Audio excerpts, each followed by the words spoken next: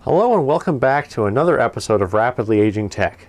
Today, I'm jumping on the bandwagon of talking about the new MacBook Pro and the ports, Donglegate, all that fun stuff.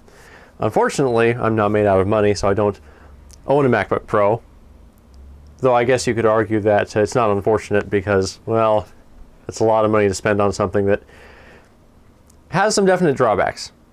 Anyway, today we're at my writing desk, or rather, my typing desk. As you can see here, this is my Remington number 10 from 1921 or 22. I forget the exact date. Anyway, I type letters to friends on this thing. Fun stuff. I also have an Underwood and other Remington, things like that.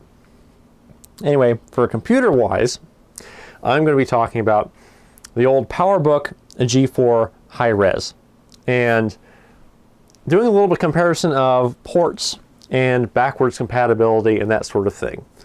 And we'll talk about some of the upgrades I made to it, and we'll just take a peek at it and stuff like that. I'm going to be laying down the argument, or at least I hope it's a good argument, that the removal of the ports on the MacBook Pro is somewhat unprecedented. And I'll start that now with the removal of the floppy drive from Apple computers after the beige G3. Beige G3, as far as I remember, is the last Apple computer to have floppy drive.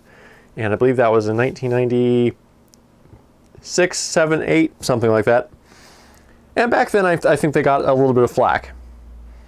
But I think even someone like me, who very much holds on and cherishes floppy disks, including 5 1/4 floppy disks, and still finds them useful, as I did mention in my previous video.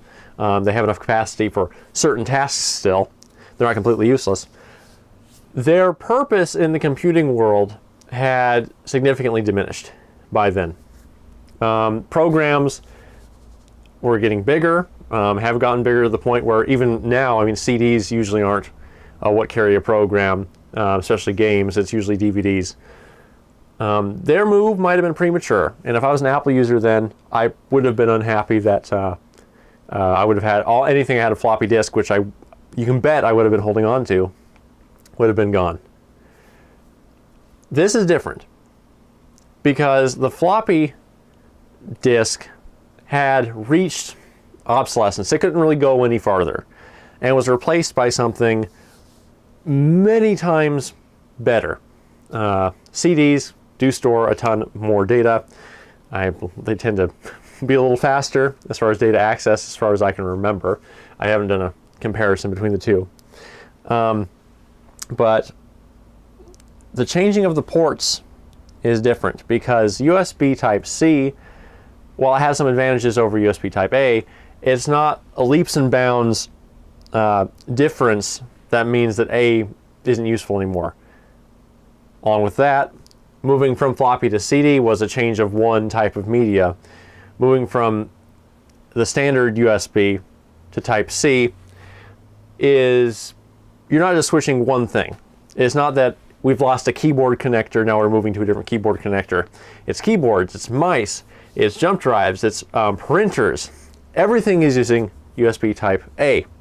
It's a massive switch. And I think it is a disservice to their customers, to potential future customers as well, to have no backwards compatibility. So with that, let's talk about something from 2005 that I think you will find some interest in. In some footage, which I probably have scrapped, though I may show a bit of it, I talked about the replacement to the original hard drive. Meanwhile, in the parallel universe, we were preparing this solid-state drive for installation. It was detected by the Powerbook G5, it was formatted, should be good to go. The last one I purchased appeared to have been dead on arrival, as I mentioned. Nothing could detect it. Nothing could work with it. OWC was very quick and easy to work with. Once I did finally report to them that it appeared to have been dead on arrival. And they sent a replacement, and this is it. Seems to have been working. So we'll be installing it into this Powerbook G4. Meanwhile, in our universe, here we have the original hard drive, 120 gigabyte Seagate Momentous. Replaced it with an SSD from OWC, Otherworld Computing. Their legacy Mercury IDE solid-state drives. First one came dead. I tried connecting it. I put it in this, haphazardly thinking that it would work. And, well, it didn't. So just to check it, I got a USB to IDE adapter, connected it to my Windows 7 machine, connected to a PowerMac G5, and nothing worked. Got a hold of them. They were very quick, very easy to work with, and they sent another one out, tested it outside of the machine first, worked, everything works. It is faster than this drive and stores a lot more. As I said, this is 120 gigabyte, which you may be able to see some of the statistics on here. The new one is 480. I haven't done official tests of speed or anything, but everything's a bit snappier. So I thought you folks might enjoy a cold boot. I have disabled I've re-enabled automatic login, so we should just skip straight onto the desktop. I don't have a timer, but you can use the video as a reference point. I'll try to count in Mississippi's, and we'll see how fast it goes. All right, so here we go. 3, 2, 1. All right, you may have heard the Apple chime. And once I see a screen, I'll start counting in my head.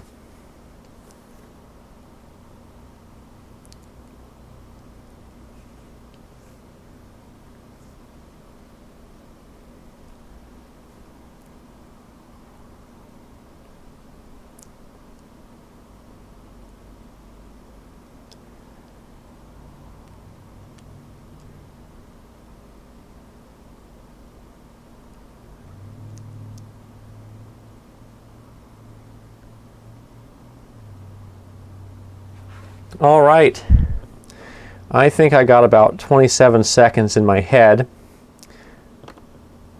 though I think some of that might have been counting the open firmware before there was the little spinning loading wheel.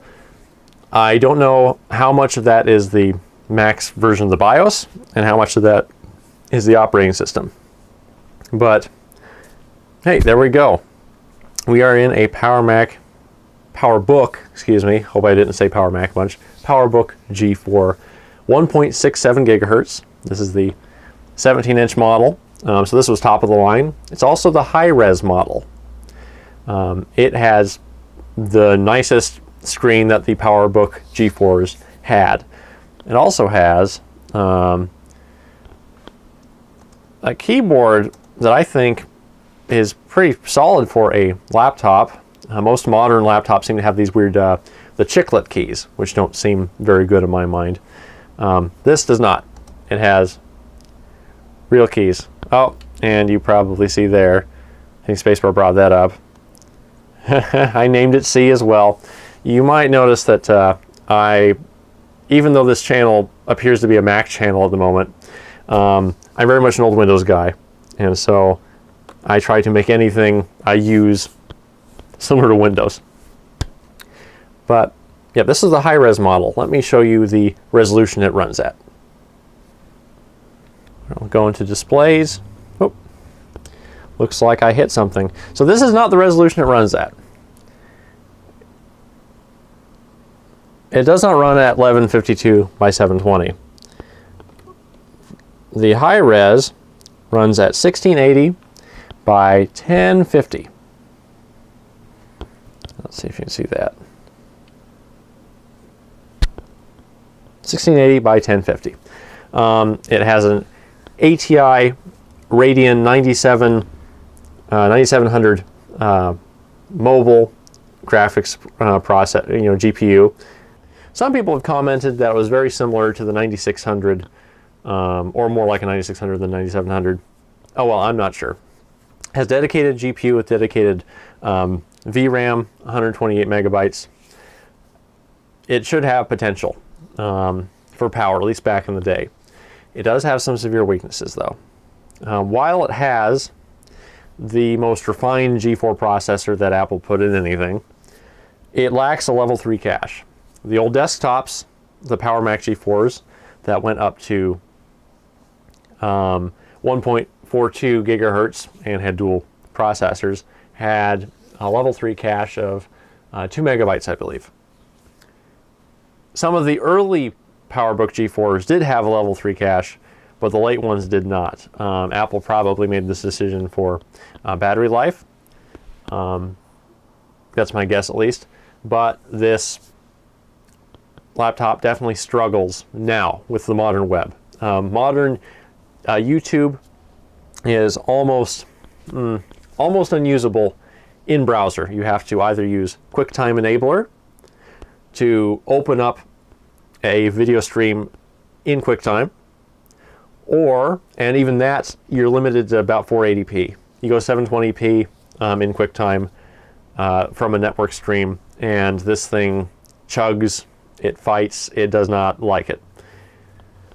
You can also if you download the video, it can play things pretty dang well, especially if you use Core Player. Core Player was recently hacked. It is very efficient, so even these machines can play at 1080p using Core Player. Not perfectly, but pretty dang good. An old version of VLC or QuickTime tend to start chugging at 720p. They can do it, but it's not great. 1080p is a bit more difficult. But I'll talk more about that in a comparison between this and an old Dell D610. That will be a different video. I will give you a sneak peek though of the Dell. So here she is. You will probably argue that the Mac has aged better appearance-wise, at least in styling. I think this Dell is in better shape. But the Mac certainly has a modern look to it. So now I'm going to talk about the ports on it and why I think this is a better example of Apple being considerate of its customers, which I'm going to be very frank. I'm not really an Apple customer. All the Apple products I have are either used and bought from individuals, or my most modern iPod, which is a fairly old iPod Touch, I don't know what generation it is, were gifts. So I'm not really a consumer of theirs, but I can recognize when they're doing something that is considerate and consumer friendly.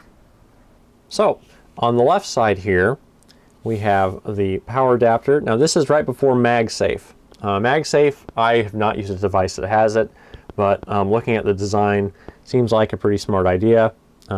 This was just a simple push-in connector. Definitely if you yanked it at an angle, it probably would take the laptop with it and bend itself.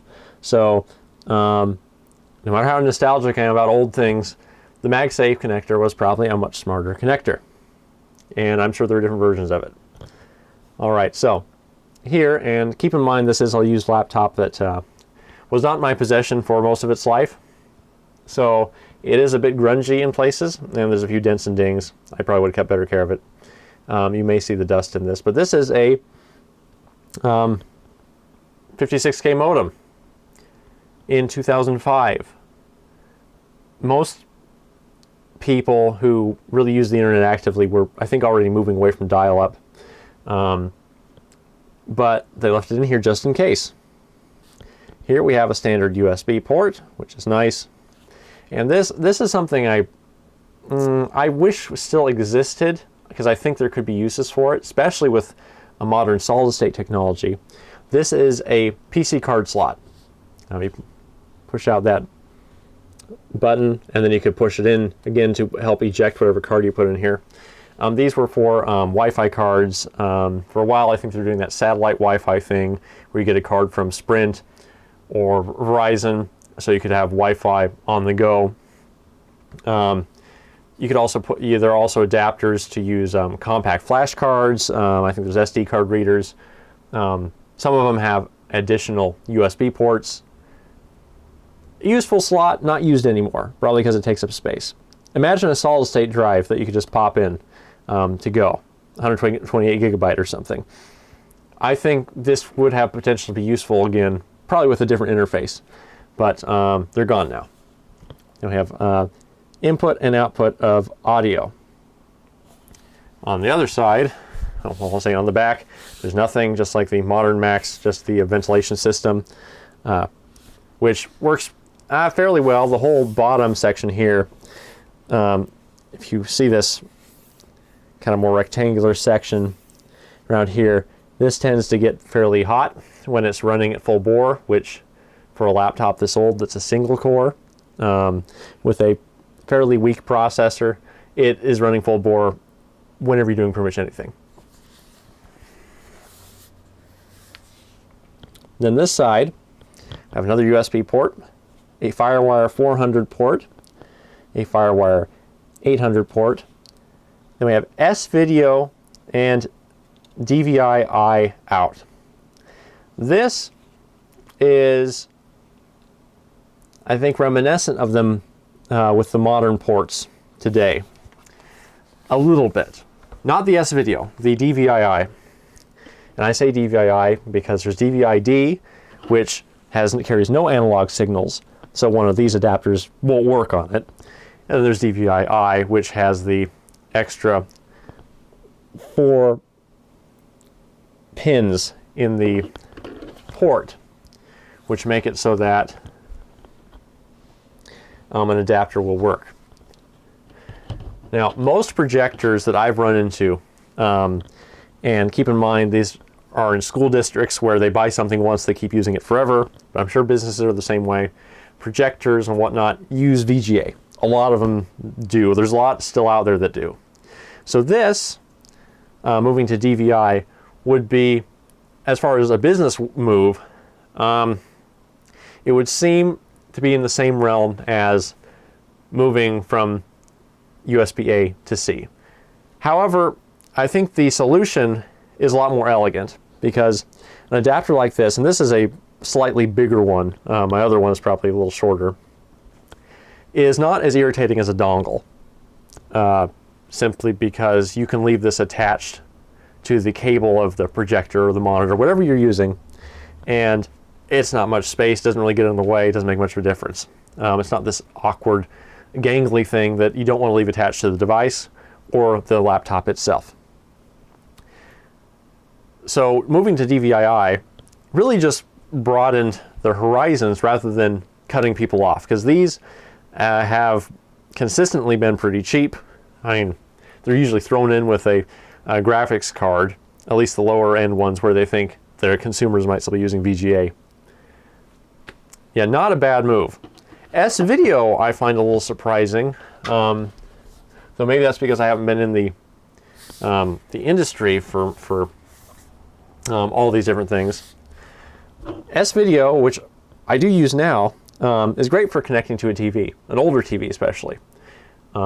There's easy adapters from S-Video, cables from S-Video to composite, red, white, and yellow. And I use those on old CRTs. I teach classes on Sunday nights, and I use mainly the Dell for that because it has PowerPoint. They included S-Video on there.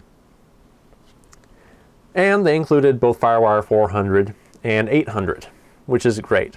Now, I'm sure they quickly did away with FireWire 400, probably a generation or two down the road. 800 probably fell away the wayside by Thunderbolt. Now, I'm not sure. I don't go that far into the future with Macs. I'm not sure their history. But this has some pretty good compatibility with it. Anything not on here had essentially fallen out of the Mac realm for a while. as far as I can tell. There's no dedicated, I don't know, printer ports or parallel ports like PC laptops still had. Partially because, as far as I can understand it, Apple printers had moved away probably to USB before that. And most folks who weren't running old printers had probably moved to USB as well. I had an old parallel printer that I had used up into college. Its weakness was that the cartridges didn't have the print heads attached. The print heads were built into the printer. So if you let it dry out, which I did, used the ink up, let it sit, the thing clogged up and was impossible to unclog. It was an Epson Color 640. Great printer, loved it to death. Faster than a lot of the printers, the newer USB printers that people had. I don't know why, it just was pretty dang quick. Its quality, when in its prime, was good. But yeah, I do miss that printer. And that was another one of those failings on my part. So anyway, I hope you liked my discussion on essentially just a brief overview of the Powerbook G4 and my thoughts on the switch from USB Type A to C ports. My thoughts that this is a much bigger and more nonsensical move than going from floppy to CD only, and then obviously they use zip drives for a bit. There's no, in a lot of these cases with keyboards and mice, the advantages of a Type-C connector they're not as tangible as moving from floppy to a CD. Same thing for the removal of the audio jack from the new iPhone.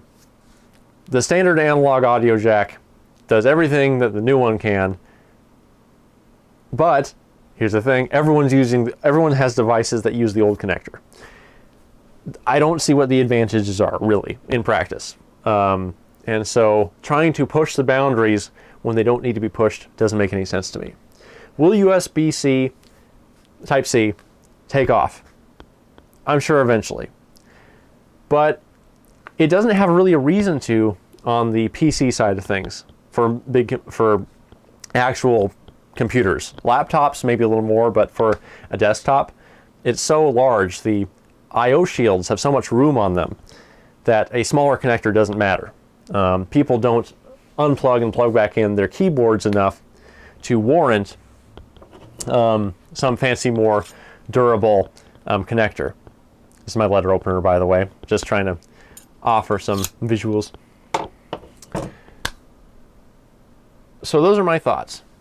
I don't know what Apple is doing. It doesn't make sense to me.